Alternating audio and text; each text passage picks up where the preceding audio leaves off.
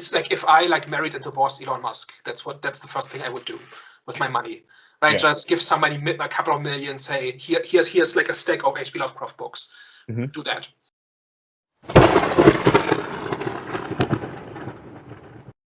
Hello everyone and welcome to the Eye of the Storm podcast. I'm Daniel and with me today is Hervé. Yep. Our topic today is in a world where there's seemingly nothing but adaptations, what is an adaptation of a story that has not been adapted before that we'd like to see? Hervé, do you want to go first? Yeah, I can kick it off. I mean, at the moment, it seems like, I feel like forever we've been getting lots of like adaptations of sort of like games. I think, quite recently we've had The Last of Us, which was like, super popular.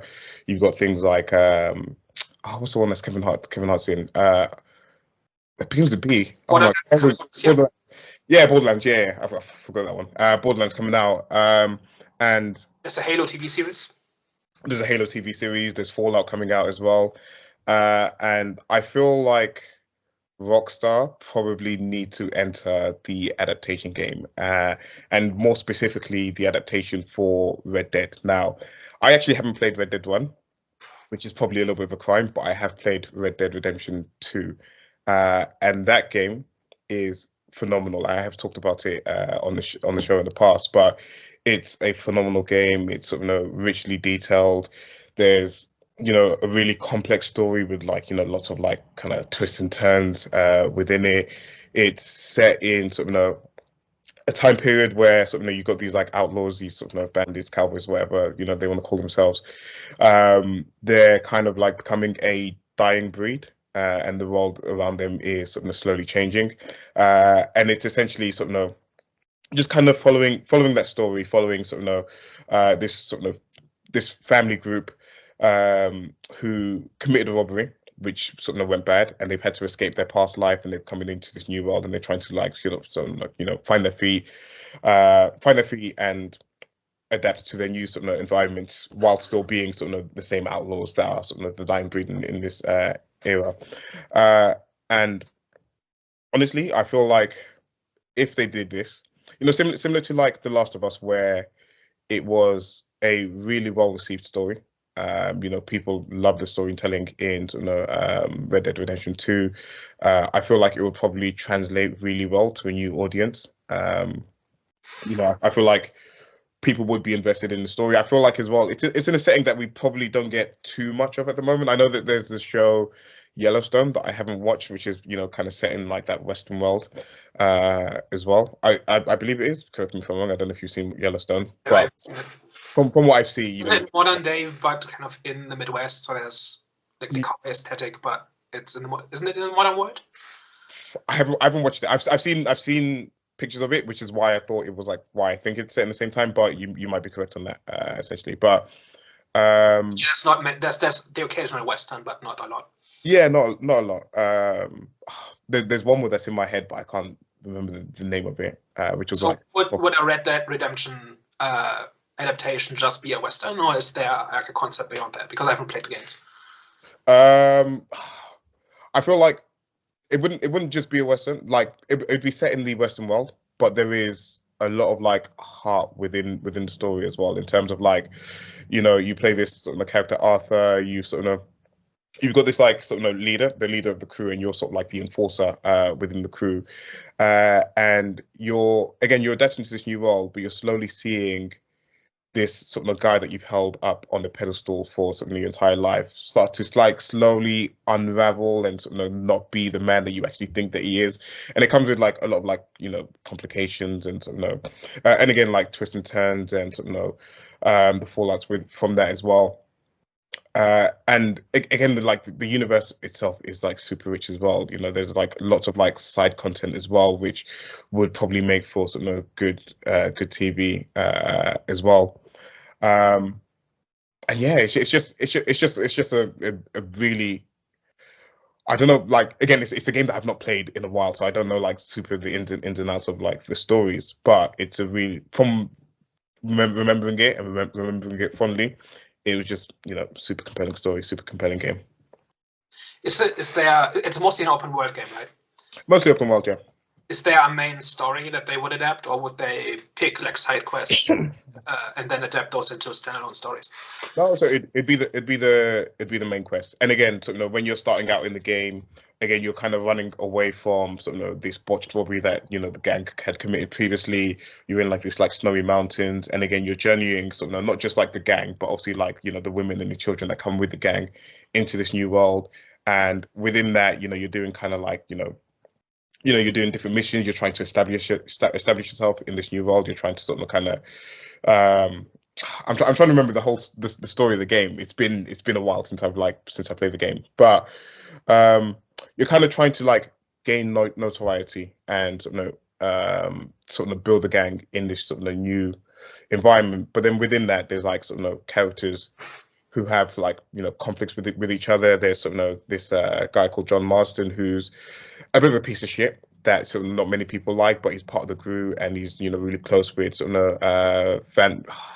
Vanderbilt. I forget people's names all the time, but he's like quite close with him, and you can kind of see that he's like slowly corrupting the leader and stuff like that. So there's a lot of like internal like fighting, internal like politics and stuff like that as you're kind of going through the game. And I feel like there's a lot to adapt from the main story quest. So that reminds me a little bit about the Witcher series, right? Which is also based on an open world RPG that is widely beloved, but they didn't really take the actual story of the games. They took the world and individual characters and individual bits and pieces. Yeah. Do you think that is kind of a cautionary tale of how this adaptation might go, or would this kind of stand on its own more? I think it's probably more of a cautionary tale in terms of, you have this world that people love, and it's not enough to give people just that world for them to kind of be in, and not give them the actual story that they care about. And I feel like that's what The Last of Us did really well, and that's why The Last of Us was highly acclaimed, is because for the most part it followed the story of The Last of Us, and it even gave some of the side content as well. There were a few changes here and there, to help. Which were not very popular from what I've heard. I haven't watched it and played the game, but just general chatter about it seems to be that they made quite a few changes to the story, and usually for the worse. So when you have a strong story, you're already starting at a high bar that you have to reach, and people have high expectations because they love the story so much. Yeah. And it sounds like Last of Us was very strong in the story department. So if you adapt it to TV, you're competing with yourself, basically. Yeah. Where does Red Dead Redemption fall on that? Just on the Last of Us, I feel like a lot of the backlash was for one of the characters, was male characters, or two characters that weren't really big parts of the actual game, but they actually put these two male characters in a relationship. Yeah, I heard about that. But there seems to be other stuff too, like I said, I haven't watched it down all the exact details, but it sounds like a whole bunch of story beats were just changed, and usually not for the better. Yeah, like that seems to be the consensus, right? I'm just repeating what I heard. So, but like the larger idea is, if you're adapting a game that already has a strong story, then your story has to be at least as good as that. Otherwise, you're setting yourself up for backlash, right? True. And how strong is the story of Red Dead Redemption compared to something like The Witcher, or compared to Last of Us? And is it realistic that an adaptation would do the same story and at least as good, if not better? I feel compared to, well, again, I've not played The Witcher, so I can't compare to that. But compared to a lot of games that I have played, and even compared to like other Rockstar games I've played, your GTA 4s and GTA 5, I feel like the story was probably strongest in Red Dead, and I feel like people really resonated and really felt for the characters a lot in Red Dead Redemption 2. I feel like what maybe gives anyone that wanted to adapt it a little bit of freedom was that you had a lot of like player agency in the game. So you could either make your character really, really good, and you'd have an outcome for, playing the character as a bit of a saint and doing the right things in the game, or you could play your character as a really, really bad person, and then that would have, alternative endings to the game, and that would kind of affect how you interacted with other characters in the game. So I feel like if that leaves it open-ended, more often than not, they'd probably go with the good route and portray the protagonist as the good person that was like kind of like helping and a little bit different to what the rest of the gang members were. Thereby alienating half the audience because they want to see their story. Yeah, true. Right, I think a Mass Effect adaptation would do this. Like the Mass Effect games, I don't know if you played those, Mm, but they've gave us a rich world as well, and yeah. people are in love with that world and those characters. But you also have these moral choices you can make all the time, and those moral choices impact how the world looks. Right? You can make big decisions that impact who lives and who dies, and who wins and who loses. Mhm. And if you make an adaptation of a game like that, you have to pick the winners in that, right? You have to say, okay, this is the canon version of this universe. Yeah. So aren't you setting it up for failure in that way? And can a Red Dead Redemption adaptation get around that in some way? Potentially, because again, like you mentioned, there'll be a lot of players that, because it's all how you interpret, the character Arthur, who is the main sort of protagonist of the story. It's how you sort of interpret sort of his role and sort of now his kind of like morals and his worldviews, and whether you can, really be a good person whilst kind of being in like a bit of an outlaw and stuff like that. So I feel like, you're probably correct there, that there is the potential to upset quite a few fans. But again, with any good adaptation, it's something that you've mentioned before, is that as long as you tell a good story, as long as it's compelling enough, eventually you'll sort of win those people over. Mm-hmm. Yeah. I guess we'll see how that pans out. I think Fallout is supposed to come out within the next month, I think. I think so, yeah. Relatively. And that's similar, right? Big open world RPG. People kind of make their own story. People shape the world based on the decisions they make, and this would have run into a similar issue, right? Yeah. So I'm quite interested to see how that sort of pans out. I've never actually played Fallout, to be honest, but I'm tried many times, never got very far. Oh, really? It's one of those things where I like the idea of the game much more than the actual game itself. Yeah. It's from Bethesda, and there is a few issues with Bethesda as a game studio itself. Yeah. Interesting. I guess we'll also see like what adapting games looks like in the next few years, where it looks like the industry is looking for a new well to drain, and they've kind of, the swarm of locusts has picked everything clean except for video games, and we'll see what they make of that. As we said, Borderlands coming out later this year, and that is that the trailer leaves me kind of ambivalent. It sounds like they've got the tone right, but everything else just screams, walking garbage fire. Yeah. So we'll see. I feel like an important thing as well is how much the creators actually care about the project. And I've been on record as saying how much I love Arcane, and that's based on a video game that's like it's not an MMO. It's a MOBA, yeah. It's a MOBA, yeah, that's the one. It's a MOBA. So there wasn't really too much of a story in there, but it was created, like the actual show was created by, writers that are sort of part of the game. And this was their first TV show that they created, and you can tell how much love and how much time was put into that show.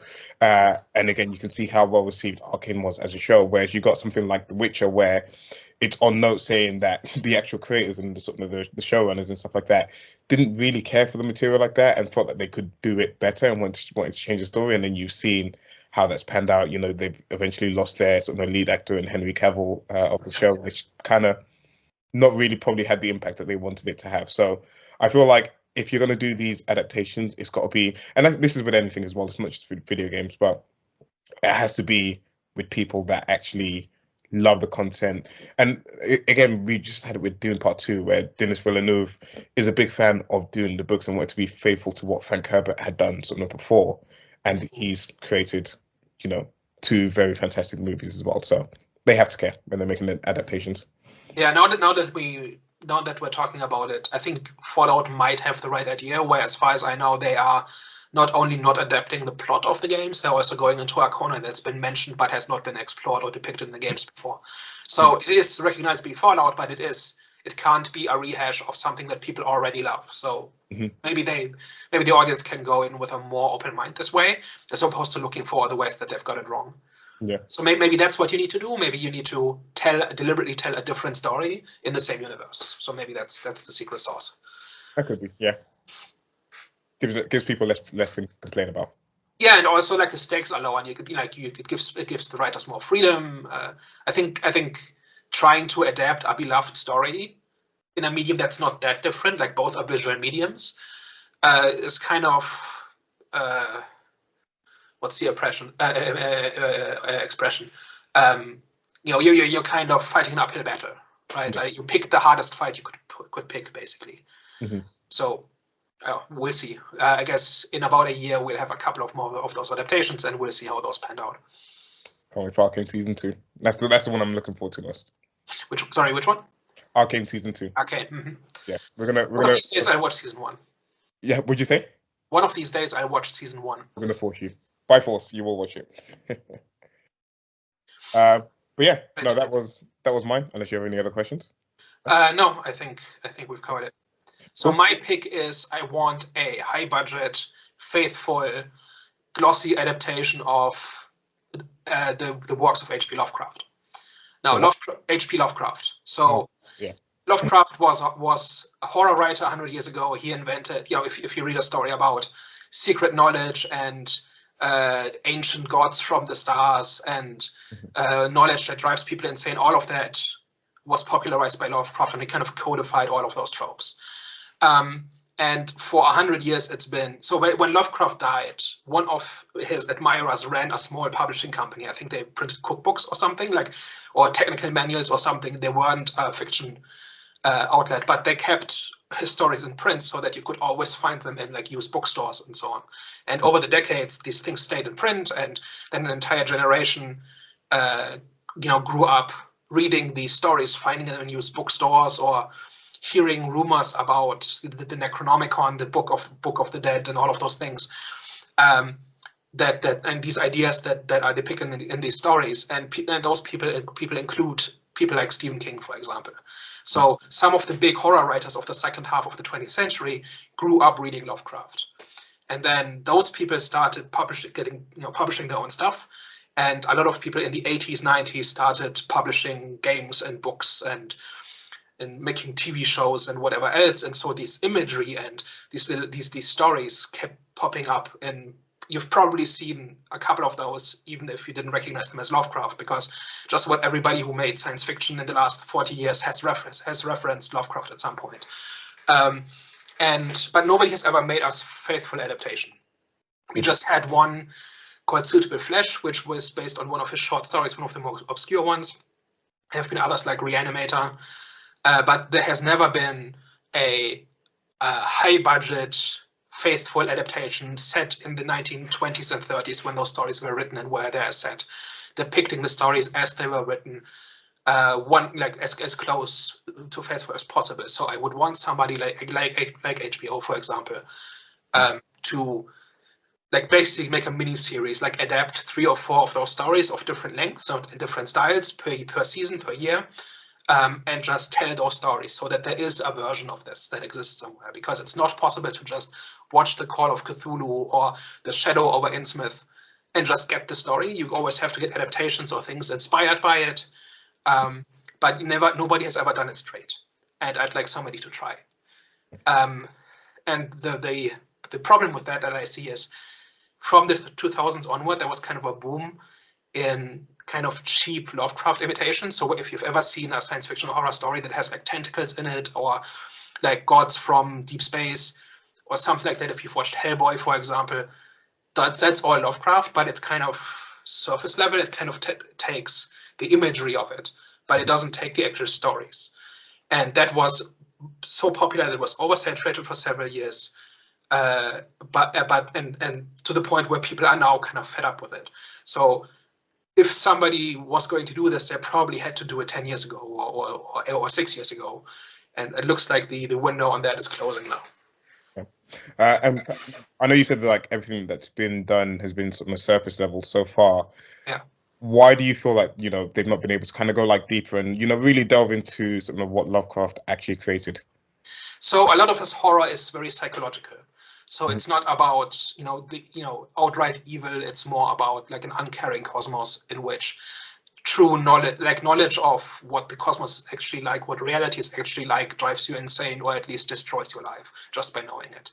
And that is something that is very difficult to do in any medium, but especially in a visual medium. It's much easier to just have a tentacle, like a tentacle monster, or or somebody reviving the dead, and then or somebody having a consciousness switched with a time traveling archaeologist, and when they come back to their life, it's been ruined because this alien has been has been piloting their body for several months, and now they have a reputation for being insane and a criminal and so on.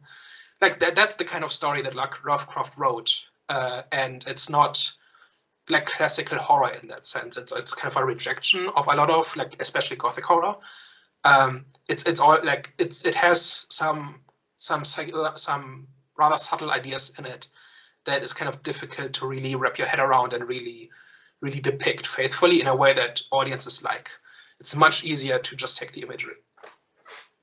Oh, interesting. And do you feel again, like you said, it's quite complex, quite like psychological? Do you feel it probably work best, as a TV series where you're able to kind of flesh out sort of that aspect of it, or do you feel like you can adapt it within the movie or several movies? So he wrote mostly novellas and short stories. So there are some of these can be turned into movies, but they are very different in length and very different complexity. Some are just 2-3 pages. Some are entire novellas, going on 100 pages. So what I'm picturing is basically maybe you do 10 episodes. Mm-hmm. In those 10 episodes, you do maybe 4 or 5 stories. Some stories might be 1 episode, some might be 5 episodes, and you kind of pick and choose from the options to kind of assemble something that fits into your season, kind of thing. Yeah. They have some of the very short stories have been adapted into movies, and then they tend to be padded out a lot in order to get to the full runtime, or the longer ones have to be cut down very much. And so I would like something that is very flexible in its length, and a streaming series I think would be perfect for that. Yeah, and I feel like there is precedent for that. You have things like Black Mirror, where it's just you've got one episode for one story, and then you kind of move on to the next, and it tells everything and wraps it up quite neatly. Trying to think of another question, more so because I don't know obviously too much about Lovecraft itself and the medium. Do you feel I feel like there's a lot of quite psychological horror that we've got recently, things like Get Out and things like that. How do you feel that would be received, and how different is it from kind of that? I think Get Out is actually kind of Lovecraft adjacent, because it's a lot about the experience of one person, right? Mm-hmm. It's not really about the monster that's chasing you. It's about kind of understanding your environment and what kind of world you live in, kind of thing. It's been years since I watched it, but it is it's not about the monster chasing you, right? And it's not about a serial killer trying to kill everybody. It's the kind of horror that is a lot more introspective. Mm-hmm. And so I think things like that can be done. Just for some reason, nobody's done it yet. Yeah. Specifically regarding to Lovecraft, yeah. And for me, the important thing would be also to make it period accurate, so 1910s, 20s, 30s. Yeah. So some of them are set during World War I or immediately after. Some are set in the late 1800s, and the setting is part of the charm and part of the it's just on the cusp of modernity, and so there's all this new knowledge, especially in the wake of World War I, kind of pouring into the world, and some of it is terrible and is destroying, it will drive you insane, right? He died in the mid-30s, so I really would have, it would have been really interesting to see what World War II and especially the use of nuclear weapons would have done to somebody like him, psychologically, but we never get to see that. But he lived through World War I. I don't know if he fought in it. I think his health was too poor.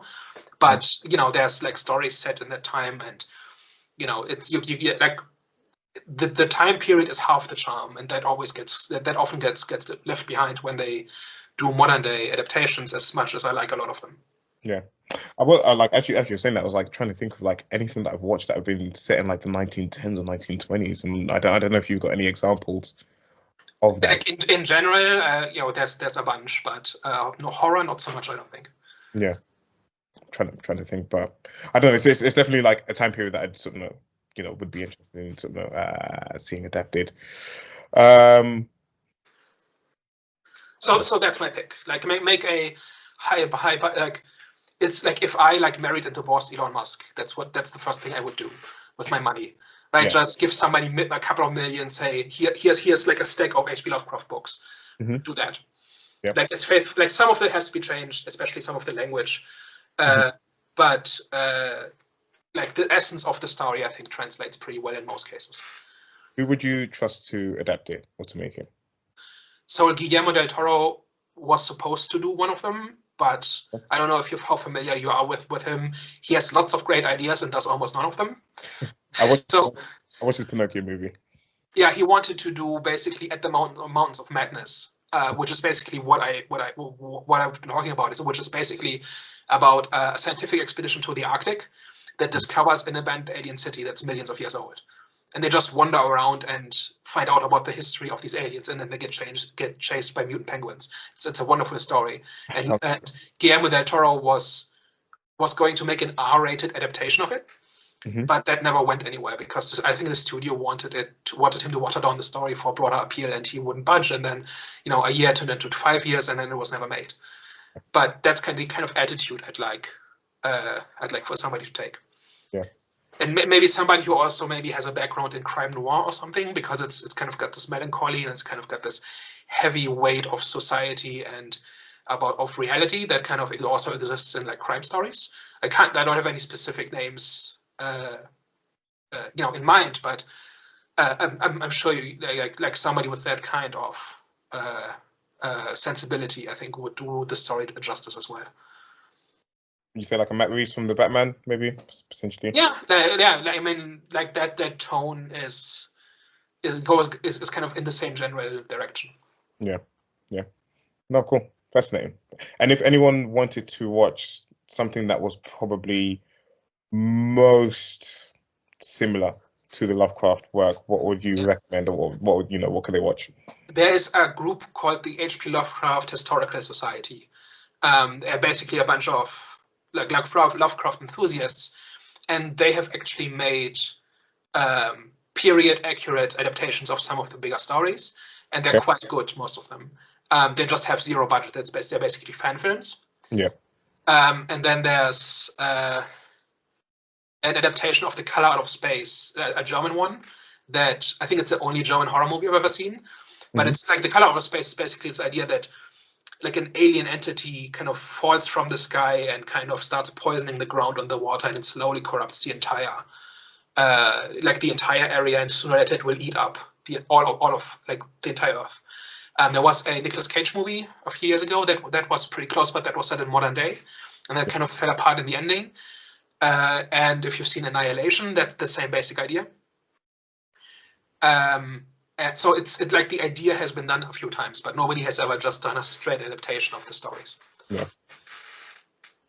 Cool. No. Right. Perfect. Do you want to close it out? I think we're done. Yeah. Well, thanks for joining us.